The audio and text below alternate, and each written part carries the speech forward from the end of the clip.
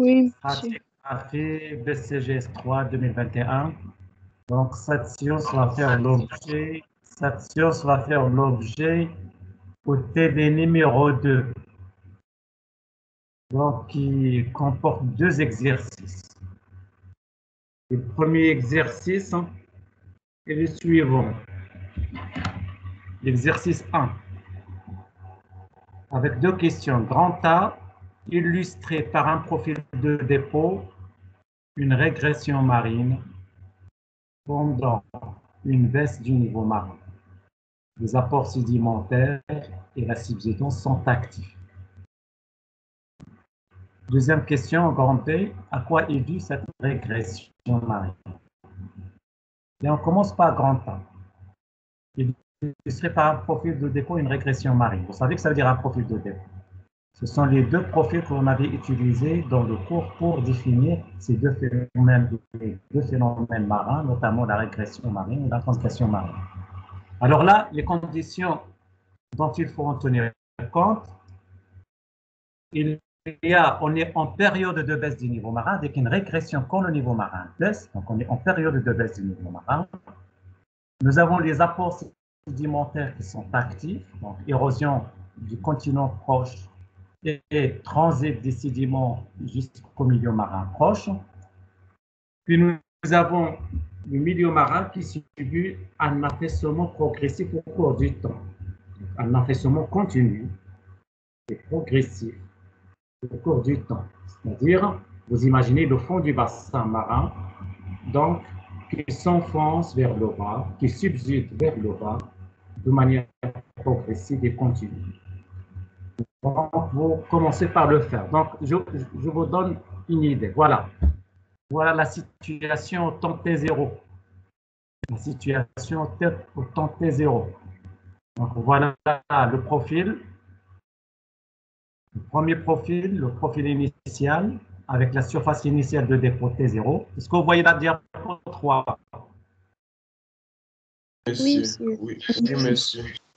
Donc, ce qui est en noir, c'est le profil, c'est une surface, c'est la surface initiale de dépôt. Puis vous avez le niveau marin en bleu, horizontal, au temps T0. Donc, nous avons la situation, l'état initial à T0, c'est ça.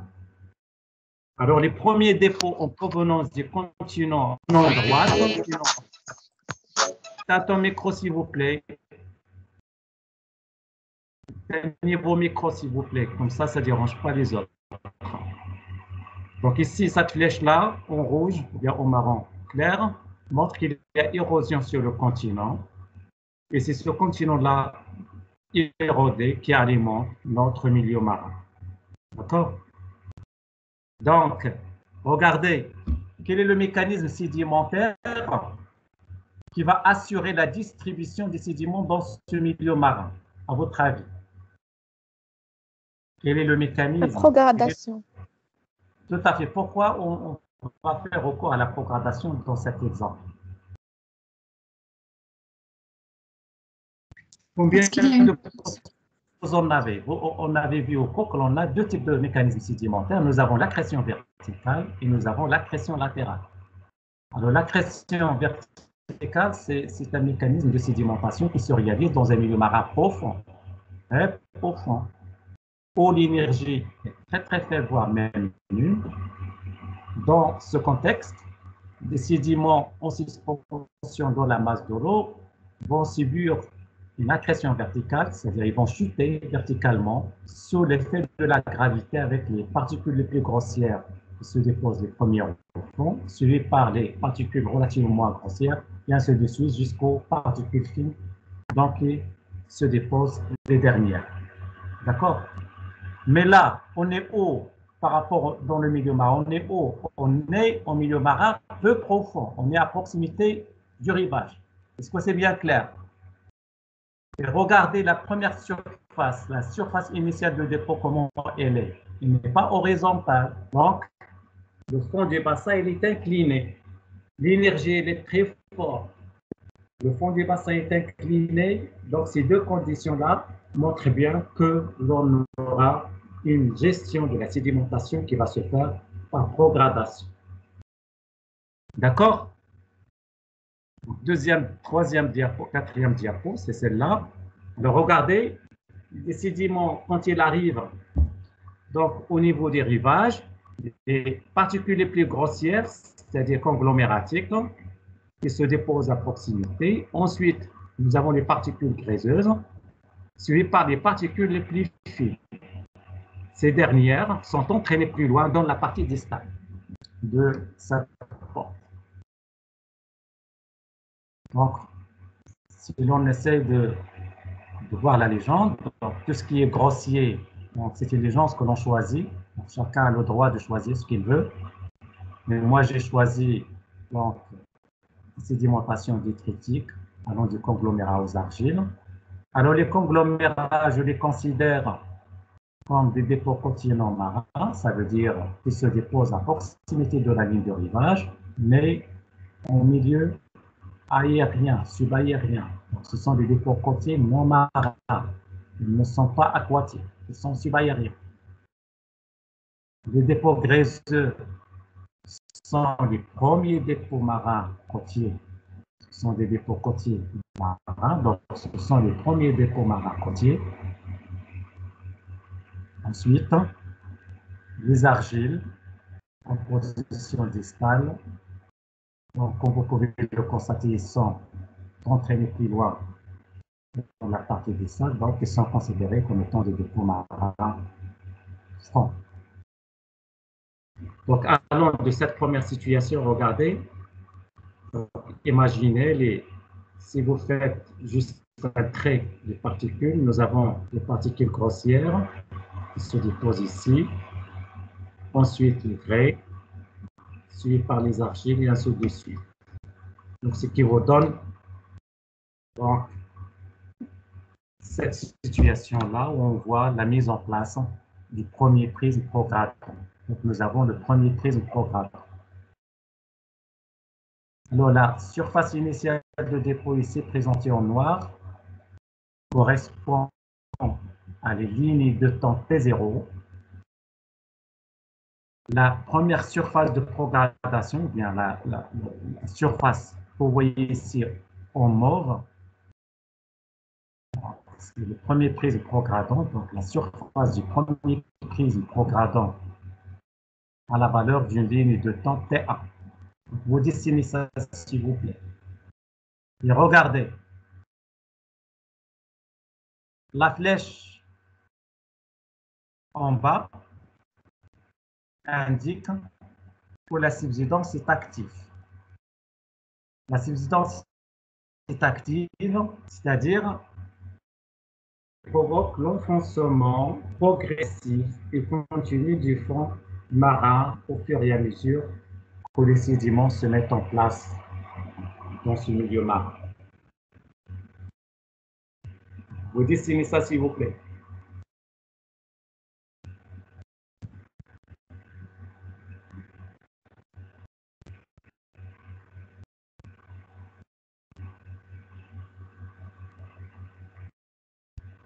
Alors, moi, j'ai l'habitude de mettre le continent à droite et le milieu marin vers le large à gauche.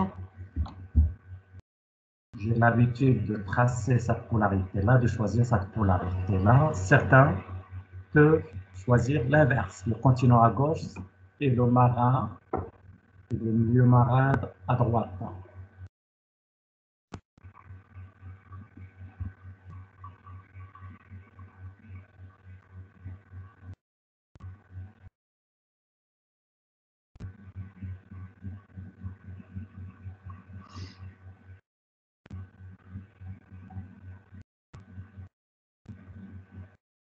Donc, imaginez les premiers sédiments qui arrivent, ils transitent jusqu'au milieu marin, à proximité de la ligne de rivage.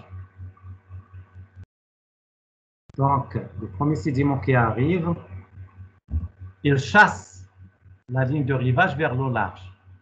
Donc, ils provoquent une avancée progressive de la ligne de rivage du continent vers le large. Bien. Alors, la ligne en zigzag qui sépare le conglomérat du grès, et ce qui sépare le grès des argiles, regardez-les, ces deux lignes-là en zigzag, ce sont des lignes d'isofaciès. Ce sont des lignes d'isofaciès.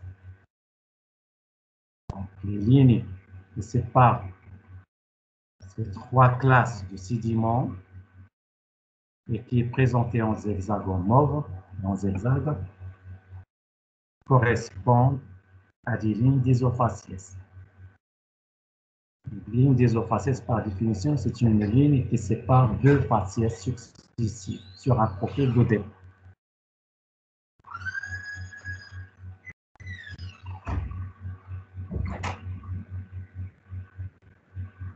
Avez-vous fini? Oui, monsieur. Et les autres? Pas encore. Je vous laisse On a fini, monsieur. pour le faire. D'accord, on donne un peu de temps aux autres. On laisse un peu de temps aux autres.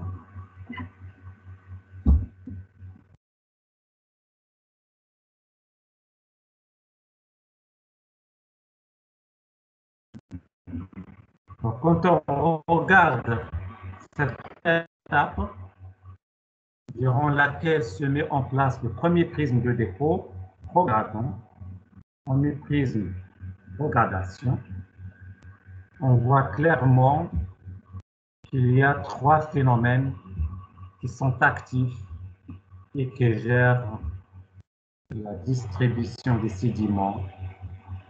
Ces trois facteurs sont la subsidence, qui est indiquée par cette flèche en bas, la baisse du niveau marin, comme vous la voyez, donc position initiale du niveau marin au temps T0 en haut, puis vous avez la première baisse du niveau marin au temps T1.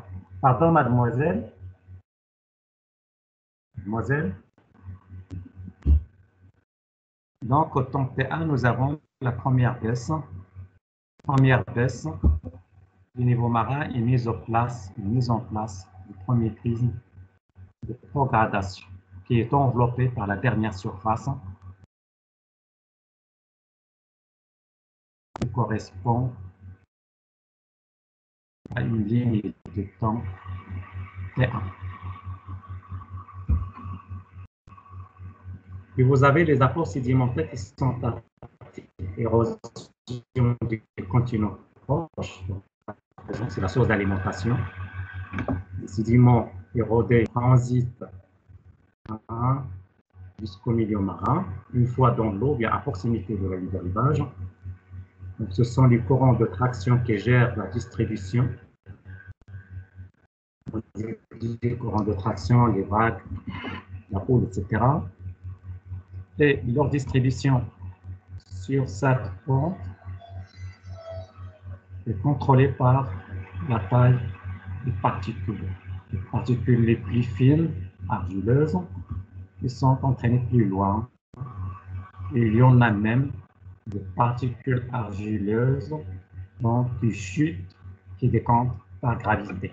C'est-à-dire qu'ils restent plus ou moins en suspension de la masse de l'eau et ils décantent sur le fond du bassin.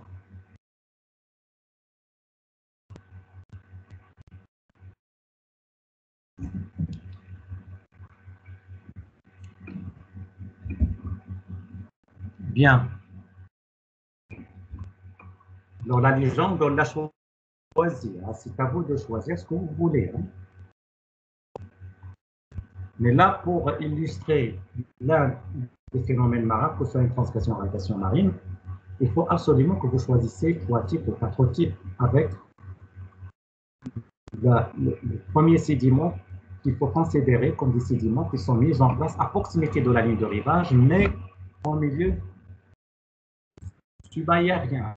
Ce n'est pas sur l'eau, ce n'est pas au milieu aquatique, mais au milieu sur le deuxième sédiment, troisième, quatrième, peut-être même 5 sédiments. Alors, regardez le tracé. Comment j'ai tracé la position du niveau marin au temps T1. Regardez le niveau marin au temps T1. Je l'ai tracé au point d'intersection. Quand je l'ai projeté sur le premier prisme, je l'ai projeté sur un point d'intersection entre la ligne d'isofaciès séparant le conglomérat des grès et cette surface-là qui a la valeur de ligne de temps T1. Voilà.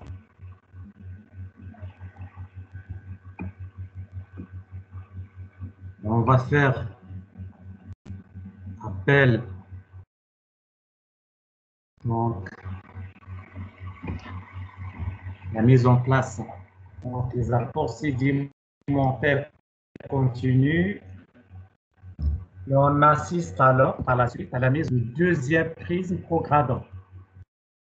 Regardez le deuxième prisme, regardez son volume, sa taille. Le deuxième prisme, il est nettement volumineux par rapport au précédent. Vous avez donc la dernière surface qui enveloppe ce deuxième prisme progradant. Cette surface qui a la valeur de ligne de temps T2. Ligne de temps T2. Et avec une flèche verticale, une petite flèche, vous indiquez la baisse du niveau marin. On était au niveau marin T1, puis ça baisse au niveau marin T2.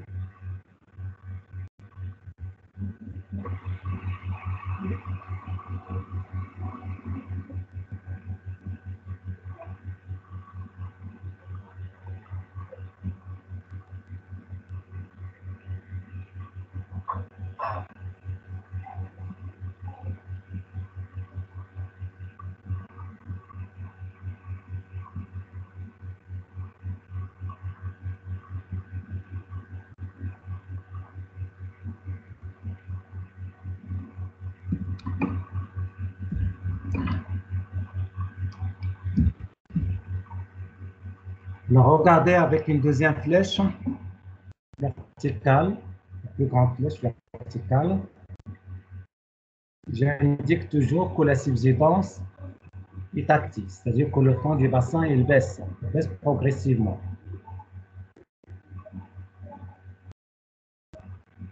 Alors, quand on regarde la relation géométrique entre chacune de ces deux surfaces de progradation, donc T1 et T2, avec la ligne d'isofaciès séparant le conglomérat et le grès. Regardez-les. Donc la terminaison. Votre attention, s'il vous plaît, c'est très important. Si vous prenez la première,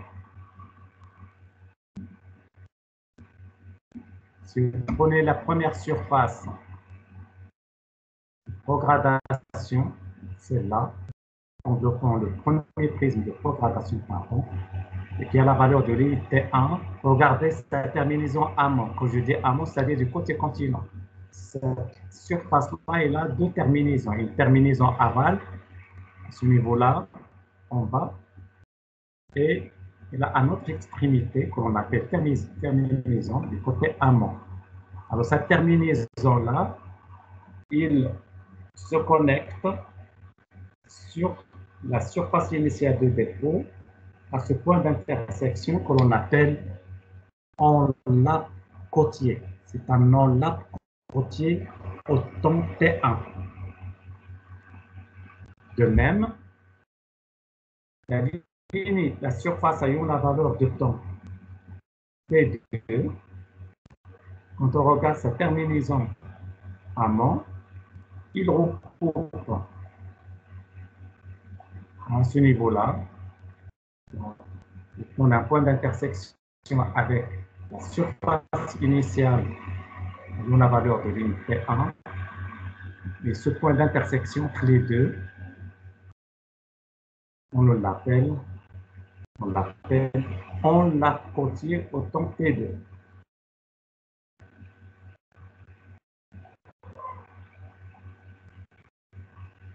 C'est l'enlape côtier T2.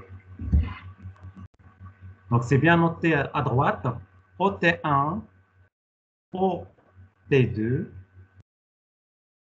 sont des enlaps côtiers. Il est très important de savoir comment positionner ces enlaps. Par définition, un enlape à un temps donné T, ça correspond au point d'intersection d'une surface de progradation ayant la valeur de ligne de temps T par rapport à la surface initiale.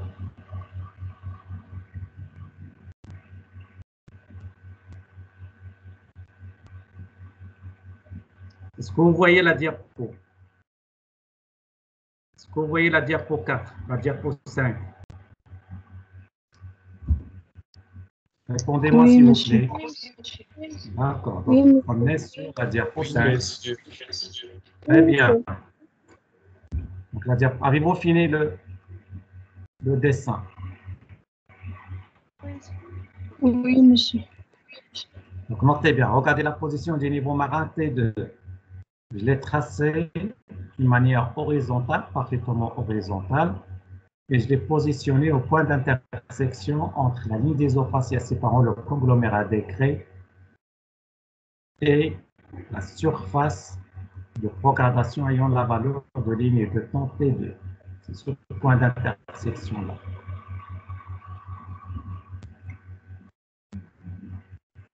On passe à la diapo 6.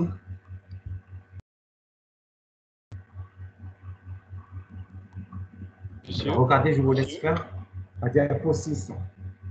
Vous la voyez?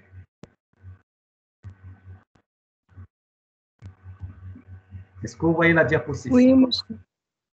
Oui, monsieur, c'est bon.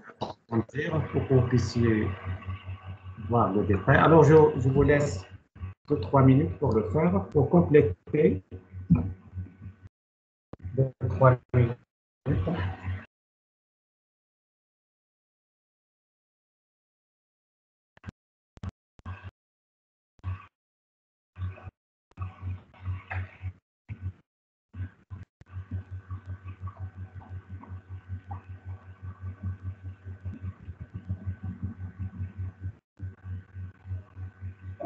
Monsieur.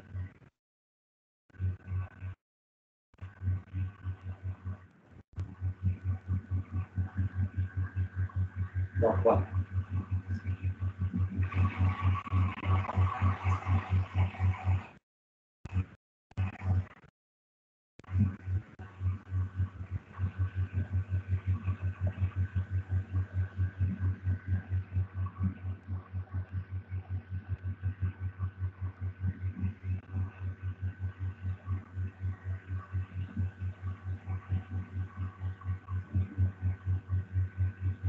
Voilà.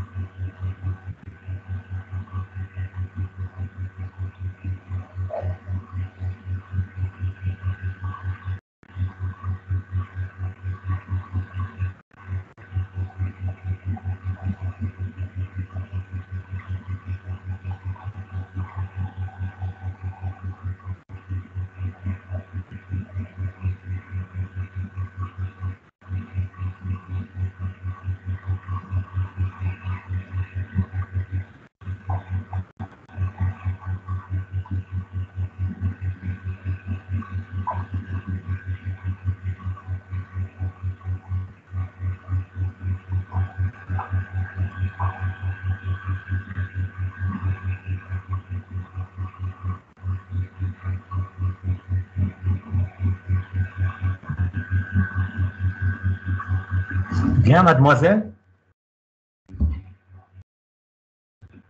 Est-ce que vous avez compris jusqu'ici?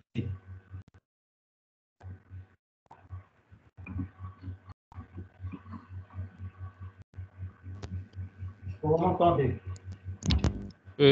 Oui, monsieur.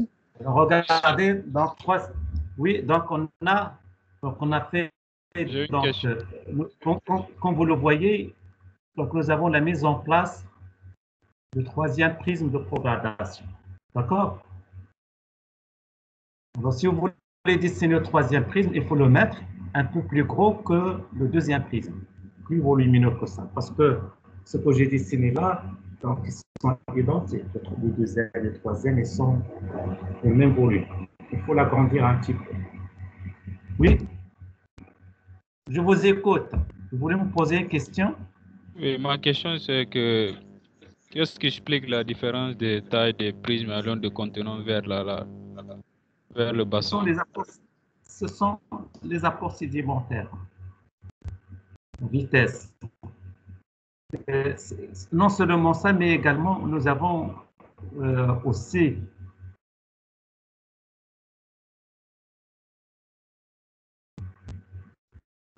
oui. Pourquoi nous avons la maison? Pourquoi nous avons le volume qui augmente de la bordure vers le centre du bassin? C'est une question d'espace potentiellement disponible pour l'accumulation des débits. D'accord? Alors là, regardez le fond du bassin et l'amplitude de baisse à chaque temps. Ils ne sont pas propres.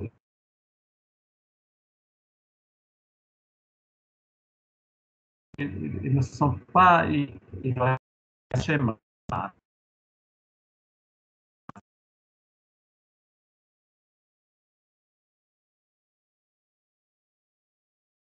C'est trop schématique. De la baisse.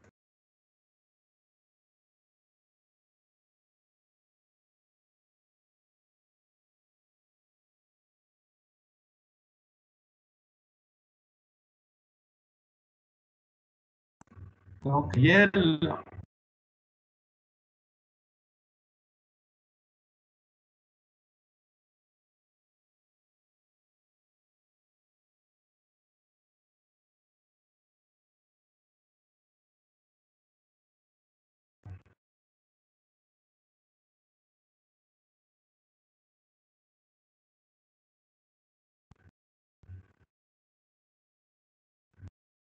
suffisamment d'espace pour l'accumulation des sédiments.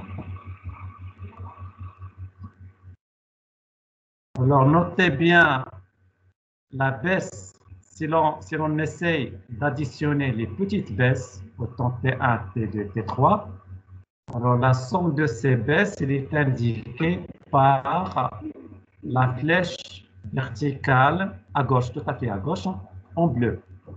Ça, c'est l'amplitude de baisse, l'amplitude cumulée depuis le temps T0 à T3.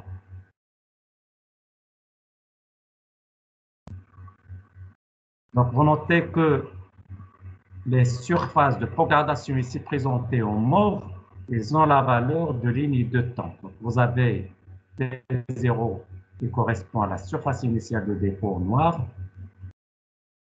T1, T2 et T3. Et la terminaison de chacune de ces surfaces ayant la valeur de ligne de temps,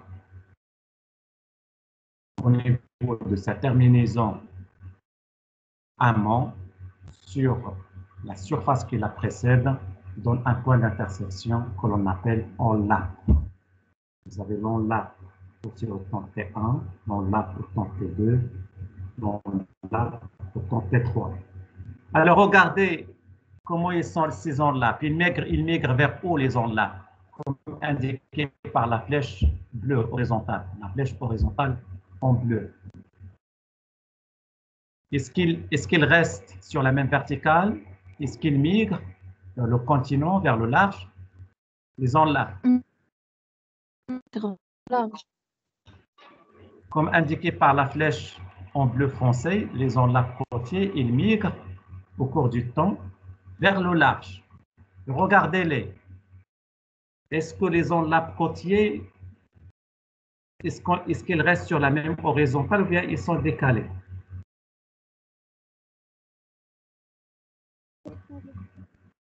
Hein? Ils sont décalés. Décalés. Ils sont décalés. Donc, les enlaps côtiers migrent au cours du temps du continent vers le large et ils sont décalés. Ils se décalent petit à petit vers le bas. Ils ne restent pas sur la même horizontale. D'accord? Donc, regardez, on assiste à la migration de la ligne de rive, excusez-moi, la migration des enlaps côtiers vers le large. Ils ne sont pas sur la même horizontale. Ils ne sont pas sur la même horizontale. Ils sont décalés. Donc, ils sont décalés. Leur décalage, donc, indique la baisse du niveau marin. Ce décalage-là que vous voyez, c'est-à-dire ils ne sont pas alignés sur la même horizontale, mais ils sont décalés. Et ce décalage, il est lié à la baisse du niveau marin. Imaginez si le niveau marin restait constant, on va les voir, on va voir tous les trois zones-là, on va les voir alignés sur la même horizontale, avec la migration qui se fait vers le large. Mais là, ce décalage-là, il est lié à la baisse du niveau marin. Donc, pour illustrer une baisse du niveau marin, il faut absolument signaler et indiquer les enlaps côtiers et il faut que ces derniers-là soient décalés au cours du temps. Ils doivent être décalés au cours du temps.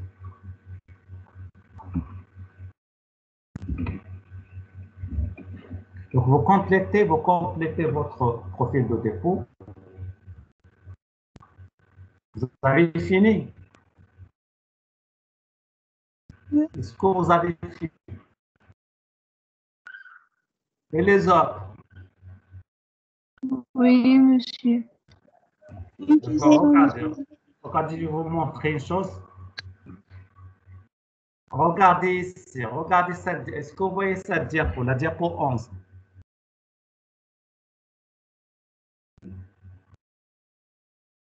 Est-ce que vous voyez cette diapo? Vous la voyez? Non, monsieur. Hein? Oui ou non? Oui, monsieur. Regardez cette diapo. Les enlaps côtiers que vous voyez ici sur cette diapo-là, sur ce profil de dépôt, ils migrent vers le large, pardon, ils migrent vers le large et ils restent sur la même horizontale. Donc, l'alignement des enlaps côtiers indique bien que l'on a un niveau marin qui est constant, qui ne baisse pas et qui ne monte pas. Il est constant. D'accord? Mais là, sur notre diapo, c'est pas celle-là, on était ici, sur cette diapo, on voit clairement que les enlaps côtiers migrent bien évidemment vers le large, mais ils sont décalés, ils ne s'alignent pas sur la même horizontale, ce qui veut dire que l'on est bien évidemment en période de baisse du niveau marin. D'accord?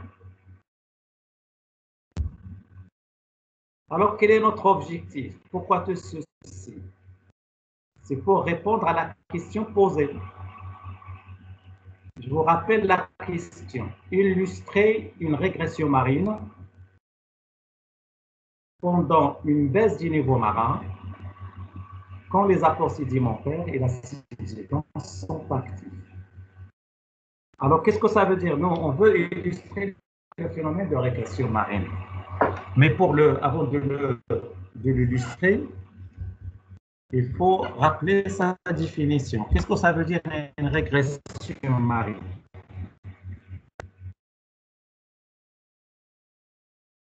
Qu'est-ce que ça veut dire une régression marine? Qui peut me définir une régression marine? C'est une migration de la ligne de rivage du continent vers le large. Voilà. C'est une migration. Vous vous appelez comment, monsieur? Identifiez-vous, s'il vous plaît. Tauch Younes. Tauch. Alors, Tauch Younes, Sa définition est incomplète. C'est vrai, c'est ça, c'est suffisant. On peut la considérer comme complète. Une régression marine est définie comme étant une migration de la ligne de rivage du continent vers le large. Et par conséquent, des faciès littoraux qui lui sont absolument qu'il y a aussi une migration des aires de dépôt du continent vers le large. D'accord? Donc, regardez. Alors, si l'on considère les faciès littoraux, ce sont par exemple le conglomérat et le grès, ce sont des faciès littoraux. Ils étaient là au temps T1, regardez au temps T2, au temps T3, donc ils migrent eux aussi. Donc, nous avons, parallèlement à cette migration du rivage du continent vers le large, on a également une migration des aires de dépôt, c'est-à-dire la migration des faciès littoraux qui sont associés à cette ligne de rivage du continent vers le large. C'est ça la définition qu'on fait. Très bien, Lionel. Donc, nous, on veut illustrer ce phénomène marin. Donc, il faut positionner la ligne de rivage. Il faut absolument que sur ce schéma-là, on doit voir la ligne de rivage qui migre du continent vers le large. D'accord? Donc, pour voir cette migration, donc, on va reprendre notre légende. La légende, elle est ici. Nous avons les dépôts continents marins, les dépôts côtiers marins, les dépôts marins francs. Alors, notre ligne de rivage, on va la positionner entre quoi et quoi? La ligne de rivage, par définition, c'est une ligne. Est-ce que vous m'entendez? C'est une ligne qui sépare le domaine aquatique marin du domaine subaérien. C'est clair? Je reprends la ligne de rivage. C'est le par définition le domaine aquatique marin du domaine non aquatique, c'est-à-dire aérien, qui est à proximité du rivage. Donc, cette ligne-là, on doit la tracer et on doit voir comment ça évolue au cours du temps, bien du temps T0. Donc, pour tracer la ligne de rivage, donc regardez, donc, on va la tracer compte tenu de la légende que l'on a posée depuis le début. La ligne de rivage, c'est en bleu épais, d'accord, c'est cette ligne-là, entre les dépôts les dépôts marins. Ce que vous regardez sur la rubrique réservée pour la légende, nous avons les 3 cartouches. Une pour les dépôts continents marins, une deuxième pour les dépôts côtiers marins et la troisième cartouche est réservée pour les dépôts marins francs. Donc, notre ligne de rivage, par définition, il se situe entre les dépôts côtiers non marins et les dépôts côtiers non marins. Est-ce que vous voyez cette ligne? Oh. Oui, monsieur. Vous la voyez, je l'ai tracée en bleu. Regardez, voilà, regardez, là, c'est la légende. Donc, je trace ma ligne de rivage, par définition, c'est une ligne qui sépare les dépôts côtiers non marins des dépôts côtiers non marins. C'est clair? La ligne de rivage, c'est une ligne qui sépare les dépôts côtiers marins des dépôts côtiers non marins. Donc, la position sur la légende, je la pose comme ça, mais il faut que je la positionne sur mon profil de dépôt et non pas sur la légende. Sur la légende, je vais tracer là-bas pour que vous puissiez comprendre tout simplement, mais il faut reporter ça sur votre profil de dépôt. Donc, on va tenter 0. Est-ce que vous voyez le curseur? Non, il est parti. Donc, je vais le tracer. Donc, regardez. La position de la ligne de rivage au temps T0. Donc, c'est une ligne donc, qui est entre les dépôts continents marins, c'est le conglomérat, et les dépôts côtiers marins qui correspondent au grès. Regardez, puisque on veut voir sa position au temps T0, donc on la projette sur le point d'intersection entre la ligne d'isofaciès séparant le conglomérat des grès et la première surface de dépôt ayant la valeur de ligne de temps T1. Donc, c'est la ligne de rivage R0, c'est-à-dire au temps T0. Je positionne la ligne de rivage au temps T1, donc au temps T1, parce que c'est projeté sur la ligne de temps T1. Et au point d'intersection entre la ligne de temps T1 et la ligne d'isofaciès séparant le conglomérat, donc considéré comme étant un dépôt côtier non marin, et le grès, qui est considéré, ou bien qui est considéré ici comme étant des dépôts côtiers marins. Je positionne de la même façon la ligne de rivage temps T2 et la ligne de rivage temps T3. Je vais un petit peu donc positionner correctement cette ligne. Ah.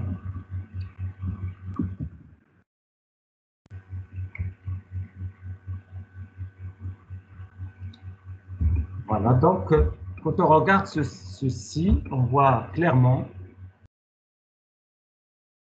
regardez, R0, R1, R2 et R3.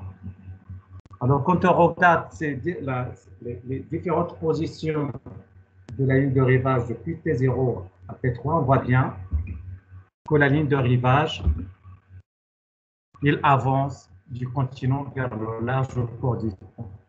Donc, comme vous le voyez, nous avons une migration du continent vers le large. Donc, il s'agit bien évidemment d'une illustration d'une régression marine. Donc, ça montre bien que ça illustre bien une régression marine. Donc, quand le niveau marin baisse, donc on voit le niveau marin qui baisse, et quand la subsidence est active et les apports sédimentaires sont actifs.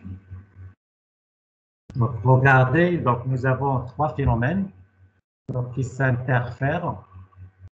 Nous avons trois phénomènes qui s'interfèrent, donc qui jouent simultanément, et on nous donne comme résultat final une régression marine.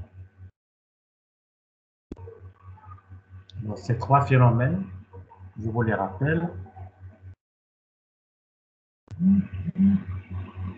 Nous avons la subsidence qui est active, les apports sédimentaires qui sont actifs et le niveau marin qui baisse. On est en période de baisse du niveau marin quand la subsidence et les apports sédimentaires sont actifs. Avez-vous fini? Est-ce que vous avez fini? Oui, monsieur. Et alors maintenant, si vous avez fini, donc, vous devez répondre à la question B. À quoi est due cette régression marine?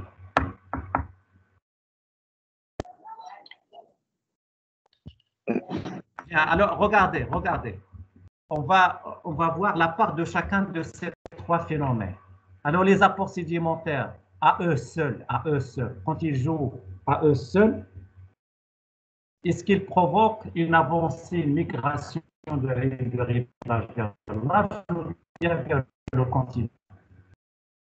Vers le continent. Non, vers le large. Vers le large. C'est vers le large. Regardez, je ne me souviens plus du numéro de la figure qu'on avait vu au cours. C'est une figure où on avait deux parties, une partie réservée pour la transgression et l'autre réservée pour la régression marine. On avait vu les différents facteurs qui favorisent la transgression et ceux qui favorisent la régression. Imaginez, mademoiselle, si le niveau marin est constant, par exemple, le niveau marin il est constant, et on fait venir les apports sédimentaires, les dépôts qui se mettent en place à proximité de la ligne de rivage. Est-ce qu'ils vont provoquer l'avancée de la ligne de rivage vers le continent ou bien vers le large?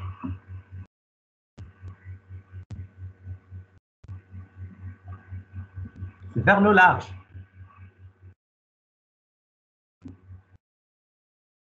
Vous avez compris, oui ou non? Oui.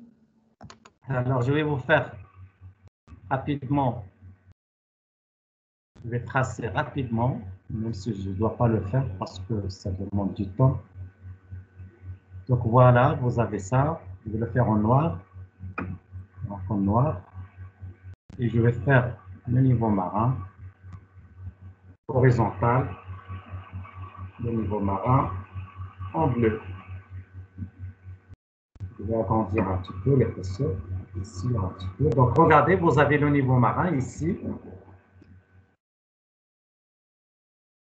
D'accord? Alors regardez la ligne de rivage initiale. T0, R. Je vais la mettre en rouge. R. Autant T0, R0. Elle est là. Si on fait venir les sédiments, par exemple, les sédiments, je vais les faire venir comme ceci.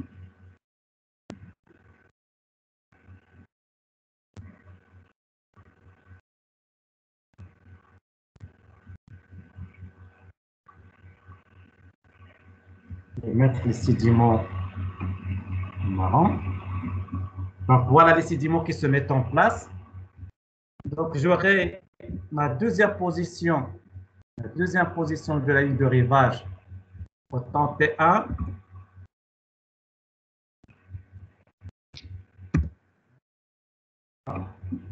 Alors regardez la ligne de rivage. Est-ce qu'elle avance vers le continent ou bien vers le large? Hein? Vers le large. C'est vers le large, tout à fait. La ligne de rivage, il migre vers le large, comme indiqué par cette flèche. Mademoiselle, est-ce que vous avez compris? Donc, avant le dépôt, nous avons la ligne de rivage initiale, elle était ici. Après dépôt, donc les apports, quand ils se mettent, les sédiments, quand ils se mettent en place, ils chassent petit à petit la ligne de rivage du continent vers le large. Donc, c'est ce qu'on avait ici. C'est ce qu'on avait ici.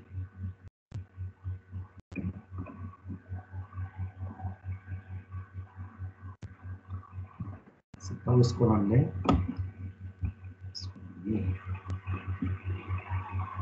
Voilà. Copier.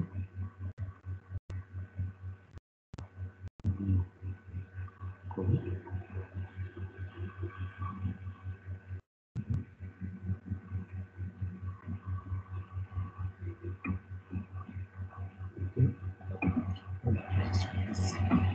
Donc, alors, regardez s'il vous plaît. Donc, c'est clair.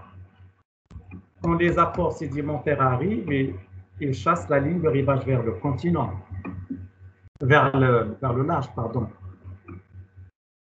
Voyons maintenant le rôle, la baisse du niveau marin. Quand le niveau marin baisse, qu'est-ce qu'il fait? Est-ce qu'il fait baisse, est-ce qu'il fait avancer? Quand on fait baisser le niveau marin, est-ce qu'il fait avancer la ligne de rivage vers le continent ou bien vers le large?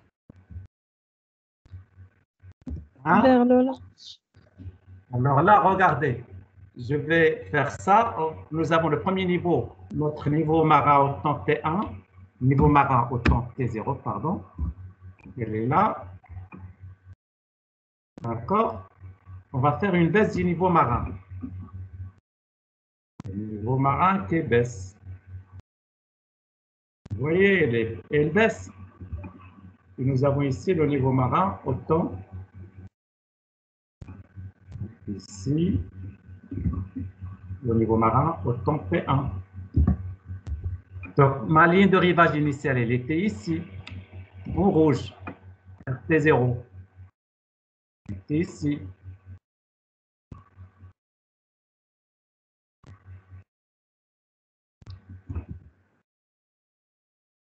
La ligne de rivage initiale, elle était ici. Lors de la baisse, ou bien la baisse du niveau marin, il a fait migrer la ligne de rivage du continent vers le large. Donc, il produit un phénomène de régression. Donc, les apports sédimentaires, ils engendrent, quand ils jouent à eux seuls, ils chassent la ligne de rivage vers le large, donc ils créent une régression marine. La baisse du niveau marin, quand ils jouent à elle seule, ils chassent la ligne de rivage vers le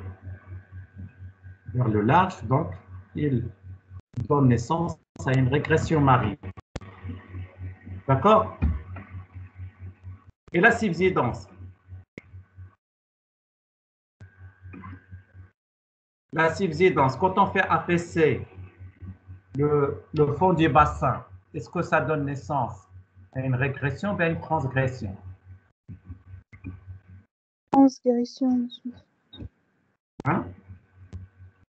Il donne naissance à une transgression. Je vais vous le montrer tout de suite.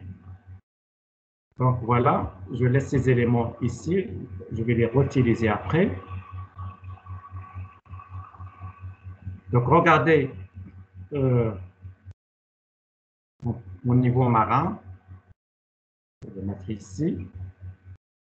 Initial.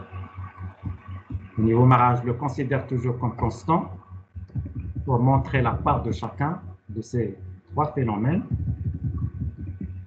Regardez, la ligne de rivage R0, il était ici, au temps T0. Alors, je vais affaisser, je vais faire affaisser le fond du bassin, comme indiqué par cette flèche, pardon, en faisant recours, en faisant recours à une subsidence. Voilà. Qu'est-ce que c'est ça? Voilà. Donc, je fais recours à la subsidence.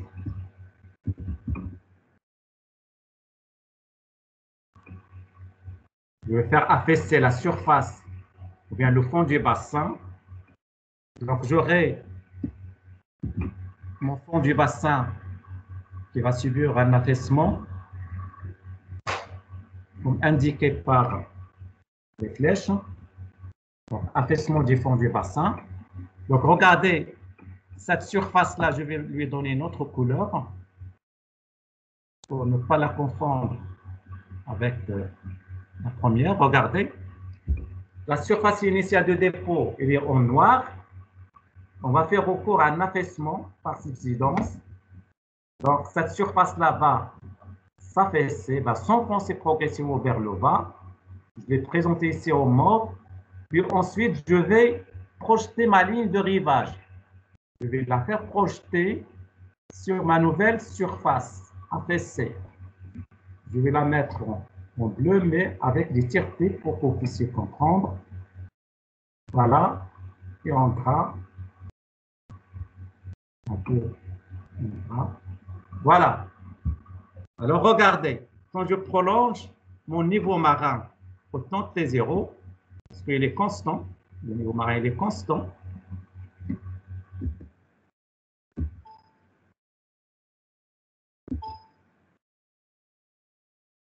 Est-ce que vous suivez? Alors, ma nouvelle ligne de rivage, elle est où?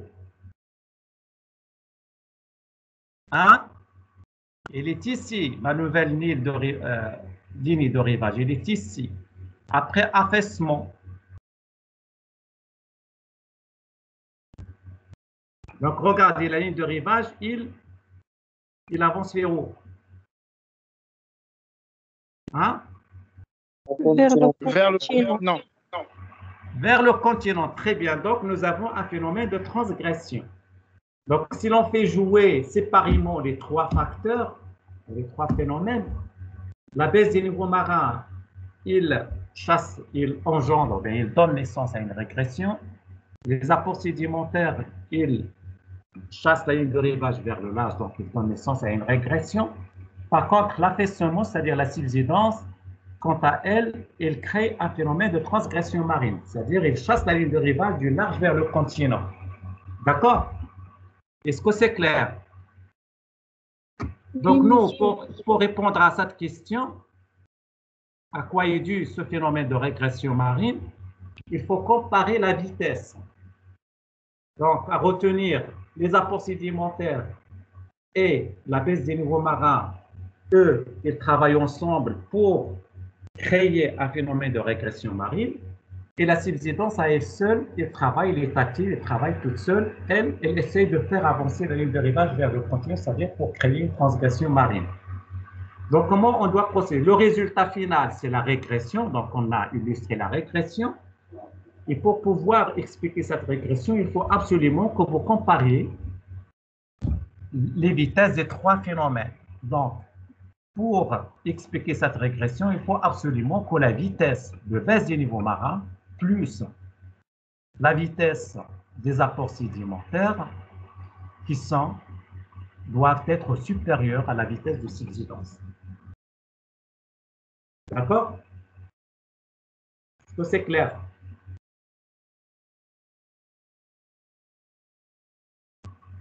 Je ne vous entends pas. Donc, il faut absolument que la vitesse de baisse du niveau marin plus la vitesse des apports sédimentaires, il faut qu'il soit supérieur à la vitesse de la subsidence. Oui. Pourquoi on voit les vitesses? On travaille par les vitesses parce que le phénomène le plus rapide, celui qui tiendra un rôle prépondérant dans la détermination donc, de la position de la ligne de rivage. Parce que les trois facteurs, regardez, les trois facteurs, ils jouent ensemble. Ils jouent simultanément, mais celui qui est rapide, ou bien les deux qui sont rapides, ils vont l'emporter. Et ils vont, comment dire,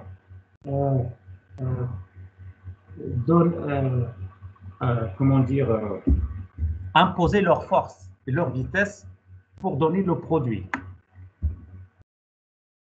Donc, la baisse du niveau marin, il donne la régression, les apports sédimentaires donnent une régression, par contre, la subsidence essaie de nous donner une transgression.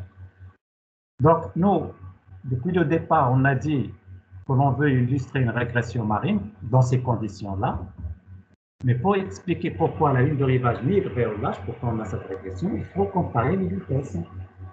Donc, on met du côté gauche les vitesses des deux facteurs qui donnent le même jeu, qui donnent le même produit, la régression, et de l'autre côté, on met la vitesse de la subsidence, parce que dans ce contexte, elle est la seule qui tend à créer la transgression, mais elle n'arrive plus. Pourquoi? Parce que la vitesse des deux autres phénomènes, notamment les apports sédimentaires et la baisse du niveau marin, ils sont plus rapides que celle de la subsidence.